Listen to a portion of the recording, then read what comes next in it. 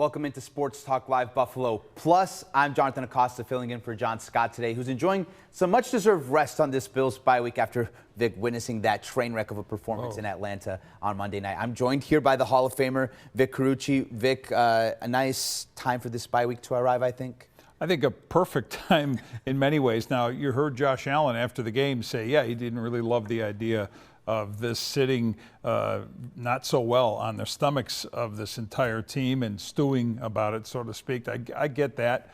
But honestly, after not just one, but two losses in a row and the ugliness of that game, yeah, I think it's a good opportunity to have some extended time to regroup. With no Bills game to look forward to this upcoming week, and tonight's show may be a little bit more of an evaluation of where the Bills stand right now. And before we get to that, let's just take a look at how these first 6 weeks have gone on the schedule. Here you see it on your screen so far. Obviously, the Bills got off to a hot start with those 4 wins in a row, that primetime win against the Ravens, setting the table for the next 4 weeks until the last 2 weeks in primetime have arrived and have really sort of revealed some of the warts with this Bills team. Yeah, and I think as we look back on this, Jonathan, and this is what happens when you lose 2 games in a row, you start thinking more about some of the previous games and were there some telltale signs of what we have seen these past couple of games, and I think there were, for sure. Obviously, the Baltimore game, crazy game, hard to really analyze that as anything but an anomaly, the way it unfolded and the odds of how the Bills pulled it off, and the great fourth quarter, that might have been the fourth quarter of a lifetime for them. But after that, yes, cruising as they did against the Jets team that doesn't show up. What does that really tell you about yourself? Not a lot. But then it's Miami and then it's New Orleans. And in both of those games, there are moments, more than a few, where on both sides of the ball you had some questions about how this team was functioning, performing. And then I think we saw in the New England game and especially that Atlanta game, some of those trouble spots that were showing up in victory then came to fruition in bad losses. The loss after New England, the quote from Josh Allen was that it was a wake-up call because they had sort of skated by with their performances against Miami and New Orleans, and it finally cost them against the Patriots. So, as you mentioned, these last 2 losses sort of bringing some of those issues to light now. And I think for a large part of this year, we had talked about the Bills' defense being the main issue. But these last 2 weeks, it's really been the offense that has let the Bills down. They go from scoring over 30 points per game to just 17 points per game the last 2 weeks. And I think if we were to look at one trouble issue on that side of the ball, Vic, I think it has to start with their pass catchers. It does, and you're right. I mean, the fact that offense is a problem makes it an entire team problem because this Bills team, this just in, if it's going to win games, more games than not, it's going to win them because of the offense. I mean, that's what we're believing right along, right? That's how they're built. That's how they're structured. I know effort was made in the offseason, especially through the draft and some in free agency, and I know we're going to get into some of this, to make that defense stronger, better. That was the area of need. And why was there so much attention on the defensive side? Because the belief was, on the part of Brandon Beane, that the offense would carry the day. We're not seeing that. We're seeing struggles, and many that raise multiple questions. So let's start with that receiving core. Keon Coleman is supposed to be a number 1 guy. He looks anything but that. He's struggling badly. We talked last year about how much he was struggling to get open, and these numbers tell a real stark story. That first week against Baltimore, and most of this being in the fourth quarter of the Baltimore game, where he has 112 yards and a touchdown. And now look, in 5 games, we're talking about a guy almost getting just above the total that he had in mostly 1 quarter of the first game. That's rough, and that's the kind of thing that is, I think, emblematic of the entire group, where you don't see others really stepping up in this group. And yes, Khalil Shakir got a new contract. Still love his game, but his game is a lot more effective when others are stepping up in a bigger way. Josh Palmer, Curtis Samuel. Okay, Palmer they were trying, I guess, to get him more involved in this game against Atlanta. He gets hurt. That's unfortunate. But Curtis Samuel, 3 times a healthy scratch. So what's the issue there? I just get the sense, as we did last year prior to the trading deadline, and Amari Cooper shows up then, where is it? Like, what's going to lift this team? What is going to lift this offense? And the answer last year and the answer is this year, well, Josh Allen will just do his thing and help him out. But much more is needed than that.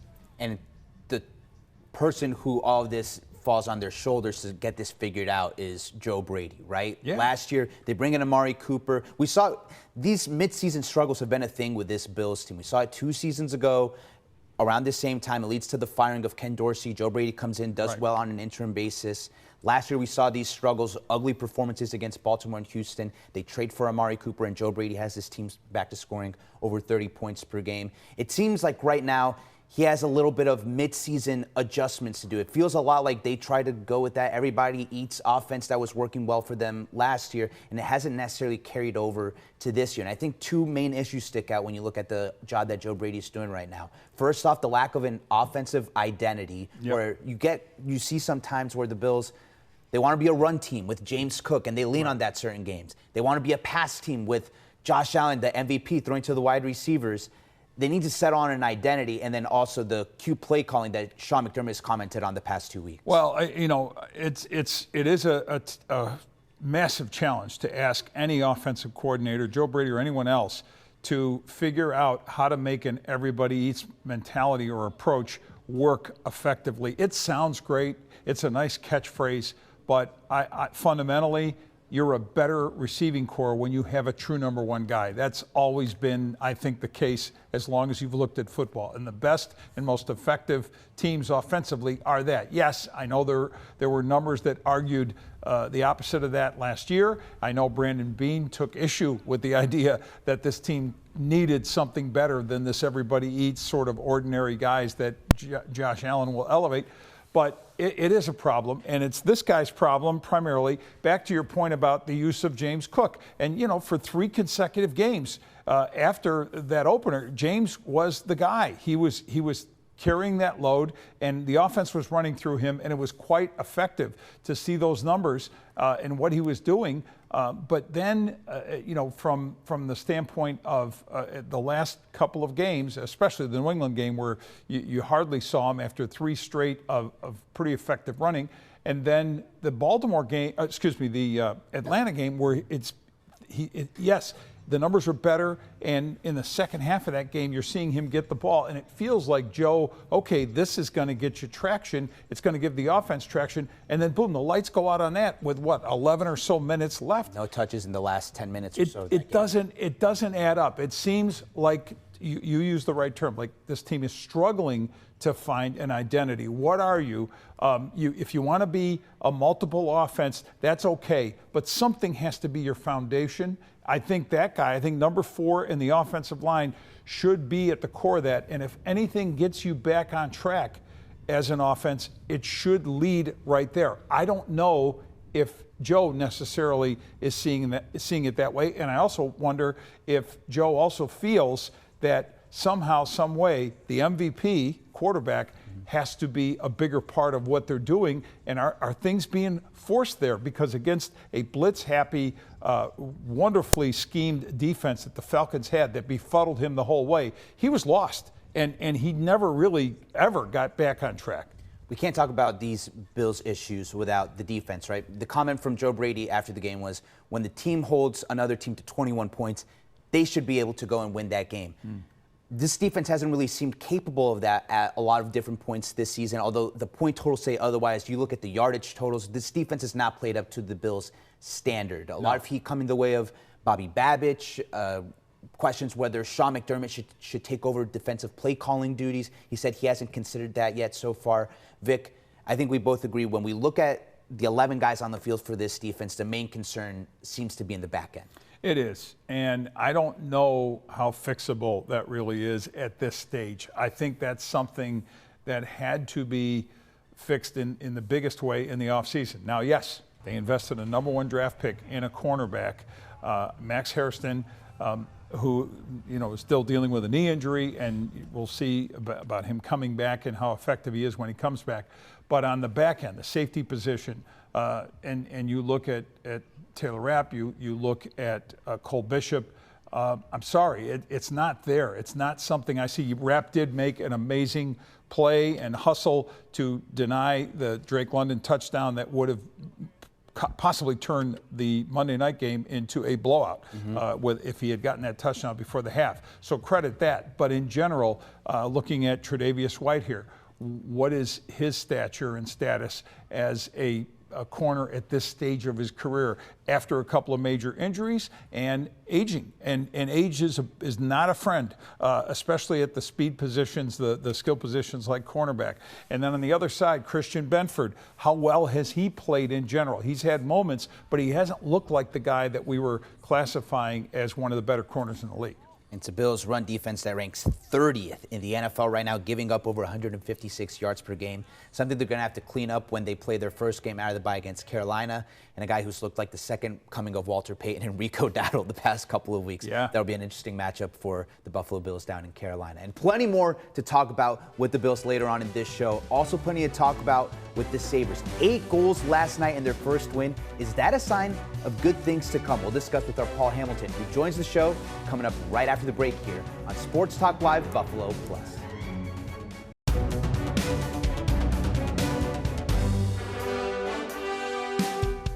Hey there, welcome back. This is Sports Talk Live Buffalo Plus. Joining me now here is our Sabres insider, Paul Hamilton. We just got done talking about a couple of the issues with the Bills.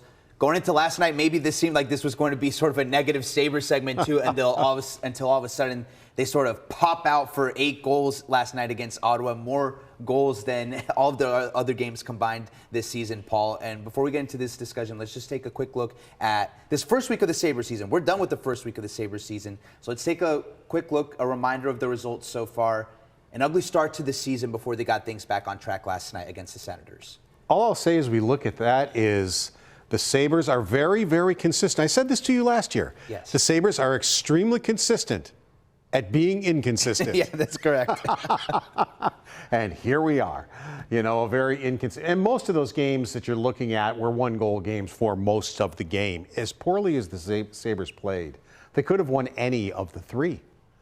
And the Boston game didn't become a 2-goal game till 3 seconds were left when they finally got the empty netter. So Buffalo could have pulled the goaltender and gotten points out of that game. And that's something they have to learn to do, is when they don't have their A game, learn how to get points out of it anyway. They didn't do it in any of those games, despite, for the most part, them being 1-goal games. But, they did not play well at all. They didn't deserve to win those hockey games. They didn't work hard enough to win those hockey games. They didn't play fast enough to win those hockey games. What they did do is get good goaltending to win those hockey games. We'll talk about that later. But it was a total turnaround when they got to the second period against the Ottawa Senators. They want to play like that for the last 40 minutes like they did against Ottawa. They can beat anybody. And let's talk about that Ottawa game, because the comment that stuck out from that 3-game losing streak was Lindy Ruff in Boston saying that it was some of the worst compete level he had seen. Total opposite in that second period against Ottawa. They kill a couple of penalties. The PK has been one of the strengths for this Sabres team this season, and then it really seemed to energize them and help the floodgates open in that 8-goal performance. Well, Lindy talked about he wanted to see speed against Ottawa, and he got that in the last 40 minutes. They were flying. That's why McLeod all of a sudden showed up and scored a couple of goals, because he was using his speed, something he wasn't doing in the first 3 games. They were around the net. Well, who's around the net? Zach Benson and Doan. Well, Doan had been playing, but Zach Benson had not been. So they needed to be harder on battles. They needed to be harder around the net. They needed to get around the net. Well, who does that almost the best on the team? Zucker and Benson, and now Doan. They're and Alex the ones Tuch scored in that front also. So now it's contagious. There's Alex Tuch screening the goaltender, picks up a rebound, scores a goal. So they used their speed. They were going to the net, and it really resulted in some very, very good play. And again, anytime they want to play like that, injuries don't matter when they play like that. That's winning hockey. That's the type of hockey that wins hockey games. Even when in the third period, where they opened the third period with a 3-goal lead, Ottawa scored twice, bang, bang. They could have panicked and been done. Lindy Ruff very wisely called timeout just to calm them down. Say, look, you guys look like you don't want the puck. Want the puck. 17 seconds later, Alex Tuch comes flying up the wing. McLeod comes flying down the slot. Tuck puts a perfect pass to him. It's in the net, and they're off and running again. So that performance begs the question, A, why don't we see this more often from the Sabres? But really, B, now with 1 week down in the season, how much of this is translatable? How much of this can we see going forward? Was this a mirage? Or do the 3 losses speak more to who this Sabres team is than that one win we saw last night against Ottawa? Well, you would think they're going to do it more often because they're going to feel good about themselves when they do, because they are going to get more points. There's just no question. Had they played like that in any one of those 3 losses, they would have gotten some wins. They would not have been 0-3. Had they played that way in all 3 games, they possibly could have been 3-0, 2-0-1 probably with the goaltending they got, or 3-0. And you bring up the goaltending. Alex Lyon, maybe the best player on this Sabres team through the first 4 games. Is he playing at a rate to where it's going to be hard for Ukko-Pekka Luukkonen to just slide back into that #1 role when he comes back from injury? Absolutely he is. And he had a .919 save percentage in the first 3 games. If you have a goaltender at .919, you should be 3-0, not 0-3, or 2-0-1. You should not be 0-3. That is an excellent, that would be at the top of the league, .919. He was standing on his head. So I've always said, tell me if they're going to get goaltending, and they probably are going to play winning hockey. Well, they proved me wrong there because they got great goaltending and lost all 3 games. To me, they wasted 3 good games of goaltending there. And, Paul, a lot of the focus this offseason was being tougher to play against and getting better defensively. Well, again, the PK, 93.8%, 3rd in the NHL right now. And then you talk about the compete. You get a guy like Zach Benson back in the lineup from injury, and Josh Doan really looks like a good player that they got in that J.J. Peterka trade. They did, and that's what they need more of, is guys like Benson and Doan who are going to compete like that. Why did they score 3 power play goals after they went 0-for-11 in the first 3 games? Because they won battles. They went to the battles. They went to the net, and were able. Now, yes, Ottawa's not a good penalty-killing team. Still, they had to still go out and score the goals. Those are the types of goals that you need. That's the way you have to work on the power play. Now, they had killed off their first 13 penalties and have only given up one power play goal all year long. So I think they're 16-17 on the penalty kill. So they are doing the things necessary. They are working hard on the penalty kill, and they were working hard on the power play in last night's game. So those are the things that, special teams can win you hockey games. And if they can get that power play going on a consistent basis, they will win some hockey games. It's funny how one game can change the picture of things, because after that loss to Colorado, the sky is falling. Tage Thompson telling the media, hey, you guys are talking like the sky is falling. It's just 3 games. Then here they come out with an 8-goal performance against the Senators. And all of a sudden, it seems like there's new life into this team. The power play, which you mentioned, was 0-for-11. Now, after that game, they're ranked 13th in the NHL. That doesn't sound so bad, right? So now they look ahead to Saturday with the defending Cup champion Florida Panthers coming into town. Paul, we expect a pretty good environment at KeyBank Center. Great test. I think it's good that Florida's coming in, because now can you build on what you just did against the Ottawa Senators? If you play that way, you have a good chance of beating Florida. Last year they beat Florida 5-2. It was their only win in the first 6 games. So, and Florida has now lost their last 2 going into action. They will have played a game before they play Buffalo. But still, if you play like that, they have a good chance. So I'm very, very intrigued to see how they're going to come out against the Florida Panthers. The biggest thing we talked about at the beginning of this segment, consistency. Can they build off this past performance and come out and do it again against Florida? If they can, get a win there, you end this homestand 2-1, 2 wins in 3 games. That will certainly be something that would pay off for this team going down the road. Coming up now in our final segment, Vic comes back in for Paul as we look at the landscape of the AFC East, a picture that has changed the last 2 weeks, plus maybe some good news on the horizon for the Bills. That's next on Sports Talk Live, Buffalo Plus.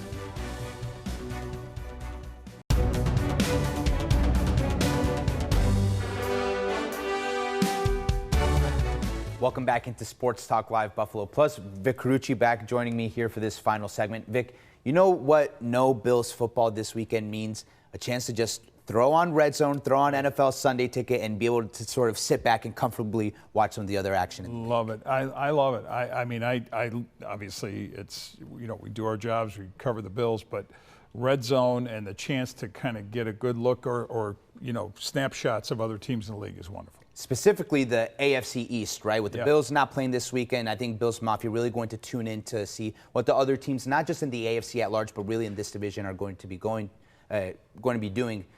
Especially because the Bills find themselves not in first place in the division anymore. Right. Here's the Sunday slate. The first place Patriots, it's the return of Mike Vrabel to Tennessee. They take on the 1-5 Titans. That game's at 1 o'clock. The Dolphins taking on the Browns in a battle of maybe the not-so-great teams in the AFC. That game also Sunday at 1 o'clock. And then maybe particular attention also to the Jets hosting the Carolina Panthers, the team that the Bills play coming out of the bye week. Yeah, obviously, I think these second two games will get the most focus. There will be more Titans fans in Western New York and in the Bills fan base than ever, obviously. And then as far as Carolina, that'll be the scouting game. That'll be the one to just see how this team what's the state of that team now. And I don't know how much of a gauge you get against the Jets. Jets are pretty bad. And so the Bills right now in second place in the AFC East as we take a look at the standings. There is a chance that they find themselves back in first place without playing a game, depending on what happens in Tennessee. We think the likelihood, though, is that the Patriots pick up a win there and then would have half a game lead numerically over the Bills in the division. Obviously, both the Bills and the Patriots sort of separating themselves from the rest of the division in terms of Miami and New England. The Bills have 3 games left against the AFC East, at Miami, at New England, and at home against the Jets. And Vic, maybe a little bit of good news during this bye week and even looking ahead to next week is that this team is set to get back a few pieces defensively. Yeah, I think the suspensions that are up for Michael Hoyt and Larry Ogunjobi are huge in terms of getting fresh legs and just the fresh bodies and maybe better talent to the middle of this defense to help against the run. Especially Michael Hoyt, watching him in the preseason, watching him in training camp, he grabbed attention with the energy that he brought to the table. Sean McDermott talked about that. Now, it's been a while since these guys have played any football. Yeah, they've been working out on their own. What version of them do you get coming back? We'll see. And Maxwell Hairston, too, also set to potentially come back from injured reserve. Sean McDermott said the Bills could be looking at potentially opening up his practice window in the upcoming week. We talked about the secondary. That could certainly be something that is a boost depending on how up to speed he can get. I mean, as bad as things have looked back there, Jonathan, I'm not sure it could be worse. Yeah, maybe he'd prove me wrong on that, but let's see how ready he is. He didn't look all that ready before he got hurt. All right, thanks for joining us here on this edition of Sports Talk Live Buffalo Plus. If you want to catch this show again, you can go back and watch it on our YouTube page or on our website, WGRZ.com. For Vic Carucci, I'm Jonathan Acosta. Have a great night.